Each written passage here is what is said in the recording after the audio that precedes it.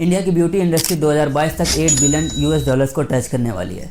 आपने shark Tank India देखा होगा तो आपने उसमें विनीता सिंह जो शुगर कॉस्मेटिक्स की फाउंडर्स हैं उनके बारे में आप जरूर से जानते होंगे। उन्होंने शुगर कॉस्मेटिक्स फाउंड करी, एक कंपनी इस्टेब्लिश करी, कैसे उन्होंने नेक्स्ट लेवल ग्रोथ अचीव करी और आज वो इंडिया में टॉप लेवल पर पहुंचने वाली हैं। So hi guys, my name is Aftab Khan, back with another गजब and knowledgeable video. Shark Tank India, India का वो शो जिसके अंदर विनीता सिंह आई थी जो शुगर कॉस्मेटिक्स की फाउंडर है। आज से कुछ टाइम पहले ही मैंने एक न्यूज़ देखी, एक आर्टिकल पढ़ा, उसमें देखा कि शुगर कॉस्मेटिक्स इंडिया के टॉप लेवल पर पहुंचने वाला है, उनके कॉम्पिटिटर से बहुत ऊपर पहुंच चुका है और आज वो करोड़ में इनकम जनरेट कर रही हैं। तभी मेरे दिमाग में ये ख्याल आया क्यों ना इस पे एक केस स्टडी बनाई जाए और वो केस स्टडी आज आपके सामने है। आज ये केस स्टडी देखने के बाद आप अगर खुद भी कोई बिजनेस स्टार्ट करने वाले हो तो आप समझ जाओगे कि क्या गलतियां हमें नहीं करनी है, क्या चीज़ें इंप्लीमेंट करनी है और कौन सी चीज़ें इंप्लीमेंट करने से हम भी नेक्स्ट लेवल ग्रोथ अचीव कर सकते हैं। तो सबसे पहले कुछ हम शुगर कॉस्मेटिक्स के बारे में जानते हैं कि कैसे उन्होंने क्या चीज़ें अचीव करी,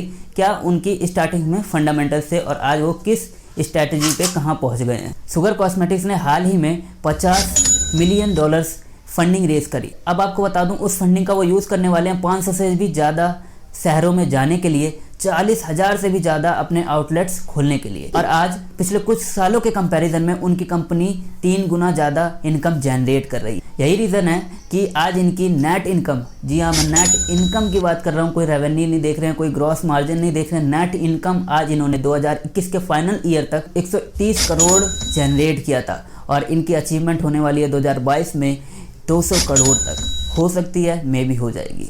अभी तो फिलहाल में शुगर ने इंडिया में 3rd लार्जेस्ट ब्यूटी इंडस्ट्री में अपनी सिक्का जमा लिया है, अपने आप को उस लेवल पे ग्रो कर दिया है। देखा जाए तो इनके कॉम्पिटिटर्स जो फर्स्ट सेकंड पे आ सकते हैं वो है मेबलिन और लैक्मे। वैसे तो इनके और भी कई सारे कॉम्पिटिटर्स हैं जो इनकी टक्कर में आने की देख सकते हैं कुछ अगर स्ट्रैटेजी अपनाएं तो, पर जो मेन है वो है लैक्मे और मेबलिन। बाकी जो कॉम्पिटिटर्स हैं उनकी हम बात करें तो वो है Nykaa, Kay Beauty, L'Oreal, Nyx, Swiss Beauty, Faces Canada, MAC cosmetic, ELF cosmetic. तो ऐसा क्या किया शुगर कॉस्मेटिक्स ने जो आज इस लेवल के मुकाम पर वो पहुंच गए हैं, या क्या स्ट्रैटेजीज उन्होंने फॉलो करी, वो चीज़ें हम देखेंगे। हम यहाँ ये बात नहीं करेंगे कि उनके प्रोडक्ट कैसे हैं, क्योंकि कॉस्मेटिक्स है, हमने कभी यूज़ नहीं किया है फेस पे लगा के कि पाउडर कैसा है तो उनका ब्लीच कैसा है, ये हमें नहीं मालूम। हम उनकी स्ट्रैटेजी पे बात करेंगे कि उन्होंने क्या स्ट्रैटेजी इंप्लीमेंट करी। ठीक है, हम ये भी नहीं देखने वाले हैं कि पैकेजिंग कैसी है, प्रोडक्ट कैसा है, वो हर कॉम्पिटिटर उनको अप्लाई कर रहा है। मेन स्ट्रैटेजी जो कोर स्ट्रैटेजी है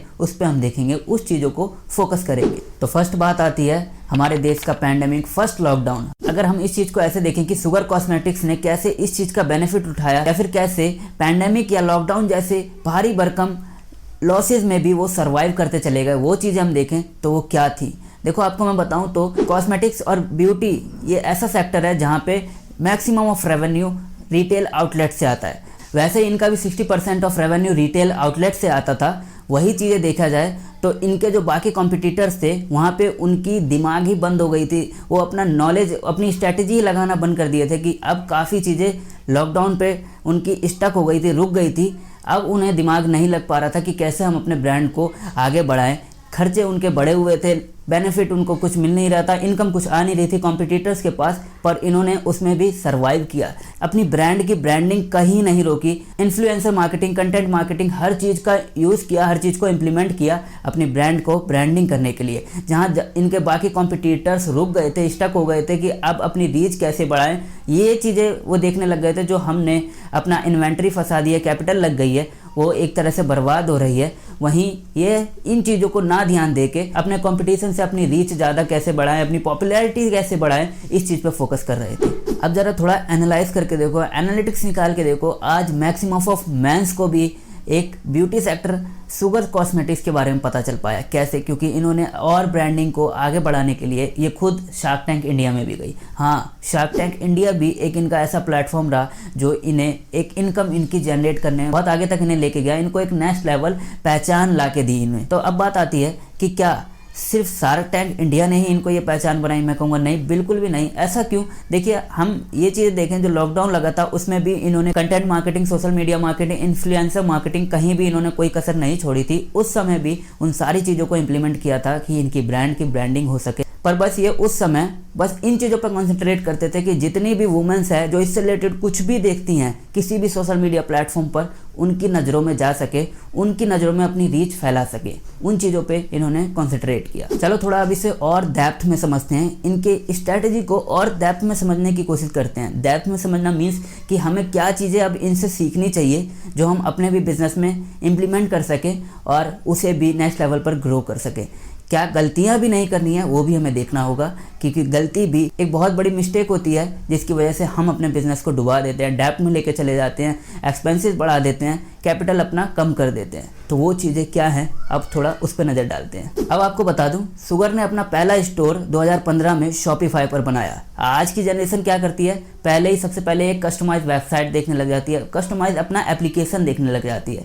शुगर ने अपना 4 साल बाद जब उनका रेवेन्यू जनरेट हुआ, इनकम आनी शुरू हुई, 4 साल बाद उन्होंने 2019 में जाके अपना खुद का एप्लीकेशन बनाया जिसके आज प्ले स्टोर पर 1 मिलियन डाउनलोड्स हैं, 4.5 की रेटिंग्स है। सिर्फ और सिर्फ इन्होंने इन्फ्लुएंसर मार्केटिंग करी, अपनी मार्केटिंग करी ज़बरदस्त वाली, जिसकी वजह से तब इन्होंने अपना एप्लीकेशन लॉन्च किया। हम क्या करते हैं, स्टार्टिंग में सारी चीज़ें मांगने लग जाते हैं कि नहीं हमको सारी चीज़ें पहले ही होनी चाहिए, हमारा एप्लीकेशन बना होना चाहिए, क्योंकि हम सेल परचेस की बात कर रहे हैं कि हमें कोई सेल करना है, कोई प्रोडक्ट या कोई सर्विस अपनी देनी है। तो ठीक है, सर्विस की बात अलग होगी, अगर आप सर्विसेज का बिजनेस कर रहे हो तो हाँ वहाँ कह सकते हैं कि एक एप्लीकेशन की ज़रूरत है। पर अगर प्रोडक्ट की बात करें तो आप कई सारी चीज़ों का यूज़ कर सकते हैं, थर्ड पार्टी वेबसाइट्स का यूज़ कर सकते हैं अपनी वेबसाइट या फिर अपनी रीच बढ़ाने के लिए। आपको ज़रूरत नहीं है कि खुद का ही एप्लीकेशन आपको चाहिए, पहले कुछ सेल्स जनरेट करो, देन उसके बाद अपनी कस्टमाइज वेबसाइट बनवाओ, एप्लीकेशन बनवाओ। फर्स्ट अपनी चीज़ों को जितना हो सके उतना इनिशियली इजी करके चलो, कॉम्प्लिकेटेड मत बनाओ। अभी आपको एक और इंटरेस्टिंग चीज़ बताता हूँ, शुगर की एप्लीकेशन और वेबसाइट से हर दूसरे महीने 2 मिलियन यूज़र्स, यूनिक यूज़र्स आते हैं। अब ये चीज़ें भी जानने वाली हैं कि कैसे, वो सिर्फ इस वजह से क्योंकि वो सेल्स पर ध्यान दे रहे हैं, नए कस्टमर एक्विजिशन पे ध्यान दे रहे हैं। आपको ये बात बता दूं कि स्टार्टिंग में जो भी हमने ये भी बात करी कि लॉकडाउन में कहीं भी ऐसा अगर सिचुएशन आता है कि आपको लगे कि हाँ यहाँ पे हमें बिजनेस को थोड़ी देर ठहरा देना चाहिए, रोक देना चाहिए, या कुछ चीज़ें सोचनी चाहिए, ज़रूर इनोवेशन करना चाहिए, या फिर पता लगाना चाहिए कि क्या फॉल्ट आ रहा है जिसकी वजह से लॉस लगातार होते चला जा रहा है, तो वहाँ पे आपको थोड़ा टाइम ब्रेक लेके अपने बिजनेस की एनालिटिक्स को निकालना चाहिए। हम सबसे बड़ी गलती यही कर देते हैं जब हमारा बिजनेस रनिंग में हो जाता है। स्टार्टिंग तौर पे क्या करते हैं कि हमें सारी रिसोर्सेज की ज़रूरत पड़ती है कि नहीं हमें सब रिसोर्सेज चाहिए, एक ही बार में चाहिए, देन हम स्टार्ट करेंगे। अब आपको बताता हूँ स्टार्टिंग में सबसे बड़ी गलती कैसे हो जाती है। आपने कोई बिजनेस स्टार्ट किया, आपने एक कस्टमाइज वेबसाइट बनवाई, एप्लीकेशन बनवाया। अब ये देखिए, जब टेक्नोलॉजी ड्रिवन आप बिजनेस स्टार्ट करते हैं तो आपको एक मैन पावर भी चाहिए। मैन पावर आप रखोगे तो मैन पावर का एक्सपेंसेस बढ़ जाएगा। देन आपका मेन एम सिर्फ सेल और परचेज का है, तो आप थर्ड पार्टी भी यूज़ कर सकते थे, पर आपने अपना सारी चीज़ें कस्टमाइज़ करी।